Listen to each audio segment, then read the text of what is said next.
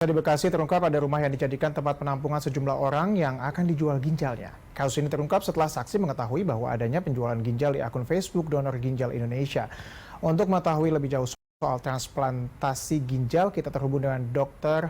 Maruhum Bonar Marbun, yang merupakan Ketua Tim Transplant Nasional. Selamat sore Pak, kita tahu bersama bahwa ini kan sebenarnya kalau kita bicara secara terang-terangan bahwa ini bukan merupakan praktik yang baru ya, jual beli ginjal di Facebook. Tapi kemudian apakah memang semudah itu memperjualbelikan organ di media sosial? Terima kasih atas kesempatannya. Saya kira memang media sosial itu sangat serius ya untuk memberikan info yang kurang tepat menurut kami ya. Karena terutama transplantasi ginjal di tempat kami di RSCM itu udah rutin dikerjakan secara profesional. Jadi kalau melihat angka-angka seperti itu mungkin saja itu sebagai berita yang kalau menurut saya itu tidak benar ya. Karena transplantasi ginjal itu sendiri itu harus dipersiapkan dengan cukup baik. Dan itu bukan waktu ya, butuh waktu 1 sampai 2 bulan sehingga pada saat transplantasi ginjal itu siap dilaksanakan. Sedangkan untuk organ jenazah kami belum melaksanakannya. Makanya kalau misalnya ada di berita-berita dikatakan ada transplantasi jantung, paru, itu rasanya tidak mungkin di kita ya. Itu sama sekali nggak bisa dikerjakan karena memang kita belum melaksanakan transplantasi ginjal saat ini. Transplantasi jantung dan paru saat ini. Artinya Pak Dokter, apakah ini artinya bahwa yang ada adalah ilegal atau tidak ada mekanisme yang benar untuk misalnya tadi karena Anda katakan ada transplantasi paru begitu Pak? Ya. Jadi gini, saya jelaskan sedikit ya. Jadi sampai saat ini di Indonesia transplantasi organ itu yang kita kerjakan hanya 3 mungkin ya. Transplantasi ginjal dengan hati dan transplantasi mata ya. Kebetulan transplantasi mata itu dapat donasi dari luar negeri dan itu kerjasama dengan rumah sakit yang terakreditasi dan umumnya rumah sakit pemerintah. Jadi kalau itu terjadi itu artinya ilegal dan saya kira itu udah ranahnya polisi ya. Itu harus diselesaikan dengan baik ya karena itu sebenarnya tidak benar. Di tempat kami itu resmi jadi tidak ada hal yang itu yang dilaksanakan. Pak Maruhum, kita tahu bersama bahwa tentunya kalau kita bicara mengenai jualan organ di media sosial ini tentunya adalah ilegal ya, melanggar hukum tentunya. Tapi kalau misalnya yang legal, yang diperbolehkan dan juga yang diatur begitu, itu mekanismenya bagaimana sih, prosedur yang benar, kemudian juga bagaimana mekanisme kemudian seseorang dapat mendonorkan dan juga mendapat donor? Ya, jadi ada 2 proses yang harus dilewati.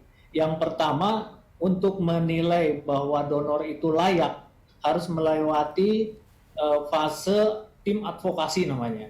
Jadi dari tim advokasi itu akan dinilai donor tersebut sehat, kemudian legal, kemudian tanpa pamrih, ya itu semua dinilai karena tim advokasi itu bukan hanya dokter yang menilai, termasuk tim psikolognya ada, psikiatrinya ada. Termasuk lembaga konsumen Indonesia pun ada di situ, tokoh agama, tokoh masyarakat, mereka akan menilai bahwa donor itu layak atau tidak. Jadi kita pada saat melaksanakan evaluasi tim advokasi, intinya adalah transplant itu harus transparan dan legal, itu intinya.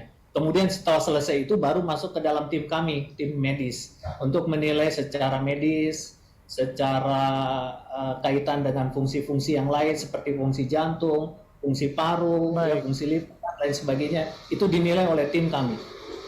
Pak Maruhum, kita tahu bersama bahwa kemudian kan banyak sekali kasus gagal ginjal di Indonesia dan juga kebutuhan donor ginjal itu sangat banyak. Apakah ini sejalan juga dengan banyaknya para pendonor dan juga bagaimana ya untuk memenuhi kebutuhan ini, apakah kemudian didorong begitu untuk orang berdonor sehingga kemudian menghilangkan pasar gelap ini?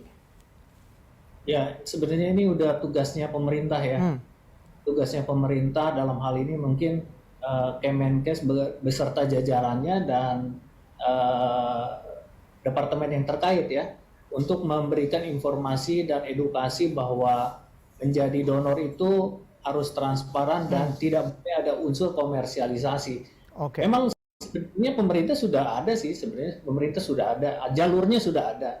Hanya memang pada saat ini menjadi masalah adalah ketersediaan donor itu tidak bisa terpenuhi dengan adanya penyakit ginjal kronik, terutama untuk ginjal ya. Untuk ginjal itu hampir 30-40%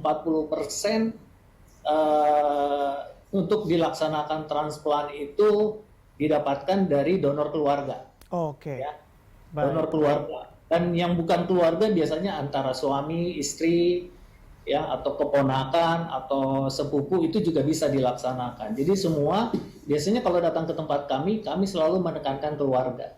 Karena kalau orang lain pasti ada unsur komersialisasinya. Ada unsur komersialisasi.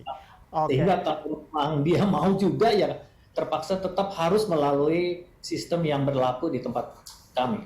Oke, artinya bahwa jalur legal itu dan sesuai hukum itu ada sebenarnya ya Pak ya.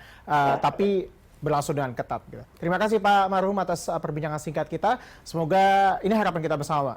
Semoga kemudian komersialisasi penjualan organ secara ilegal ini dapat diberantas di Indonesia. Terima kasih Pak.